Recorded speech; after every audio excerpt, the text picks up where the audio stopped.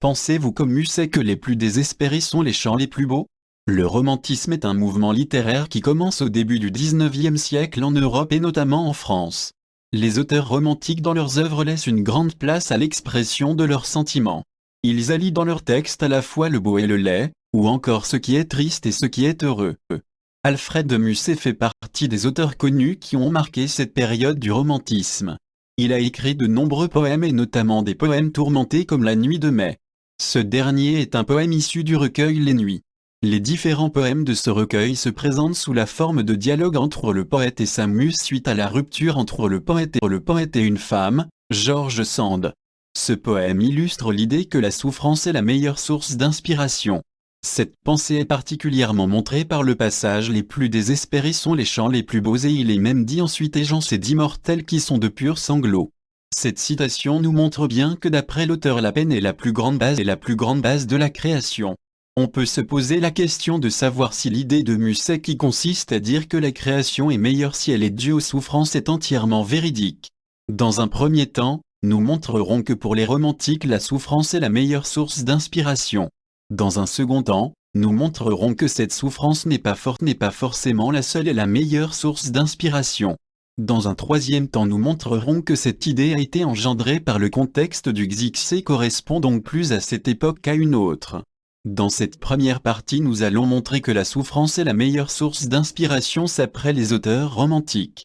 Premièrement, la douleur ainsi lui permet de produire de belles œuvres. Cette douleur donne à l'auteur l'envie de se donner un maximum dans l'écriture de son poème.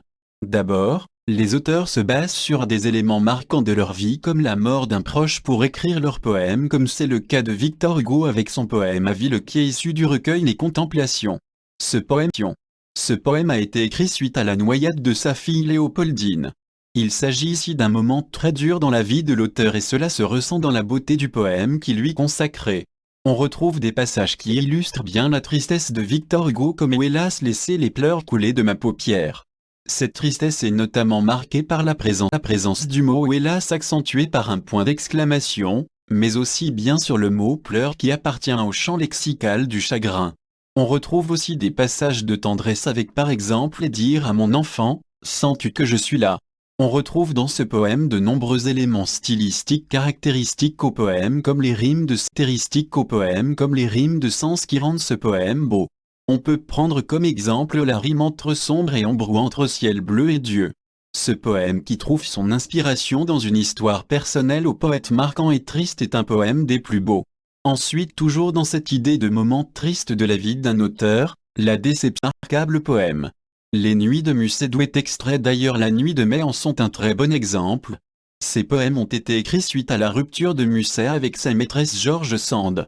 Ces poèmes ne traitent pas de la rupture amoureuse en elle-même, mais étaient écrits grâce à cette rupture amoureuse.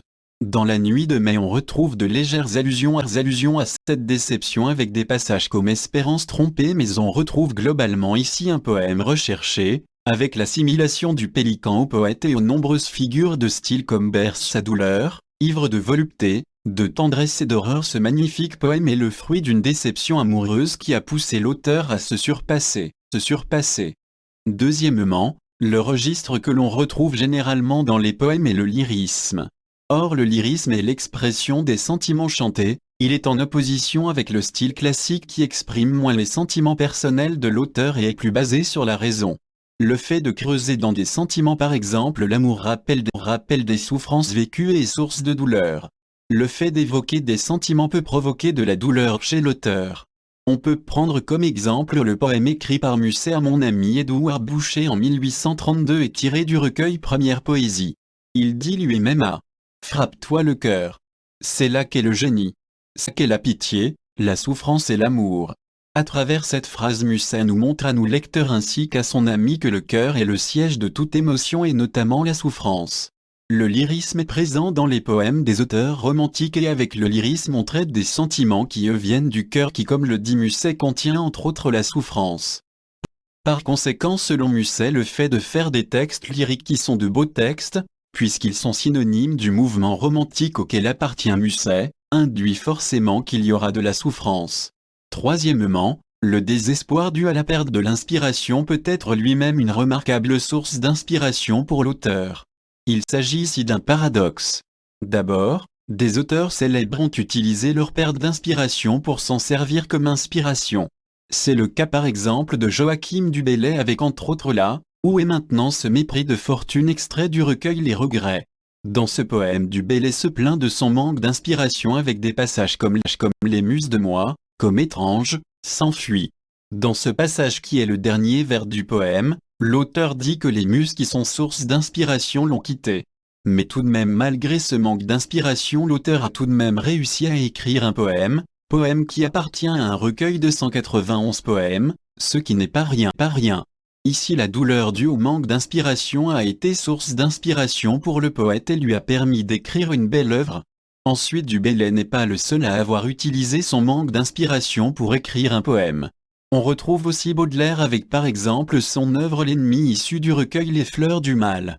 Dans ce poème avec douleur à sa perte d'inspiration avec des passages comme voilà que j'ai touché l'automne des idées. Ce passage montre bien avec le mot automne qui représente les feuilles qui tombent et qui meurent que l'auteur n'a plus d'inspiration. Or il a tout de même réussi à écrire un poème et même tout un recueil malgré cette perte d'inspiration qu'il trouve triste et qui le fait souffrir. En est pour l'auteur une source d'inspiration pour un gracieux poème. Dans cette première partie nous avons montré que la souffrance est la meilleure source d'inspiration après les auteurs romantiques. La peine due au vécu de l'auteur pousse ce dernier à se dépasser et ainsi lui permet de produire de belles œuvres. Le lyrisme est indirectement source de souffrance. La douleur de la perte de l'inspiration peut être elle-même source d'inspiration pour l'auteur. Mais cette souffrance n'est pas forcément la seule et la meilleure source d'inspiration.